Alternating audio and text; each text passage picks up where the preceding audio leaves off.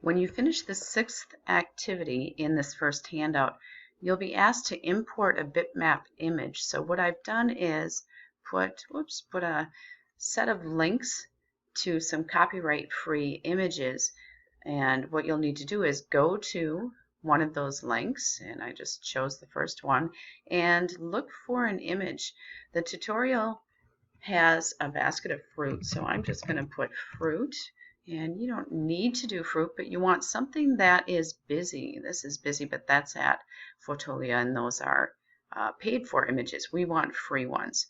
So here's a busy image. I can choose that one, and then it comes up as a large image, and you want to save that image. Now I'm on my PC, so you want to right click on your Mac and choose the menu item that means the same thing as Save Image As, and then pay attention to where you're saving them.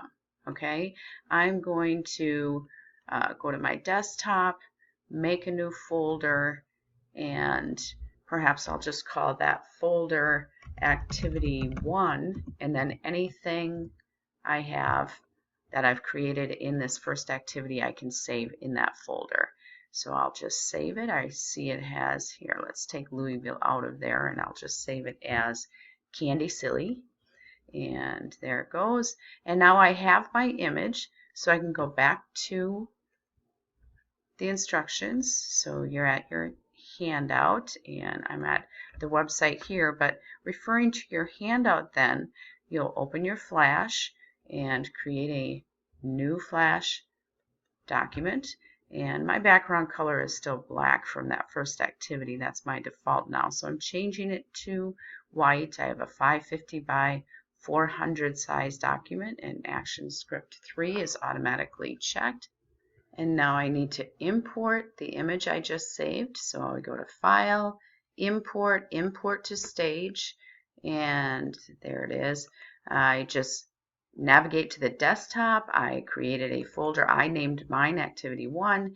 Double click on it, and there it is. And you can see I'm going to make this stage a little smaller, 50%. And if I grab this, you can see that my document stage is actually much smaller than my image. So I want to make that fit. And I do that by choosing the Transform tool. And I can hold my Shift key down if I want to make sure that the length and the width of my picture remains the same, or in the same ratio, that is, so it doesn't get distorted, and then try to fit it in my document. And remember, it's okay if you go over the edges a little bit. Now I'm not going to hold my Shift because I want to just try to fit it in here.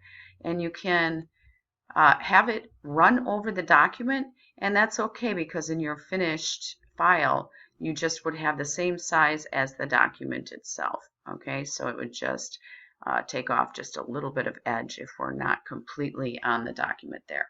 So now I have my image to work with, and you are asked to modify that image. Right now you'll notice if I go to Properties, it's a bitmap. Okay, and a bitmap has some limitations to it, so you want to convert it to something that has more functionality. So follow the instructions. What you're going to do is first convert it to a graphic, and let's see what happens. Modify, it says break apart, and there my graphic is a shape, and then finally you will modify and combine objects. So now I choose Union, and there it is, and all of my tools functions now will work, whereas had I left it a bitmap, there are some things may have worked, but not everything, and it's just best to go ahead and convert it to a drawing object right away. So go ahead and do yours, and then whatever your picture is, I want you to call me over so I can check that off.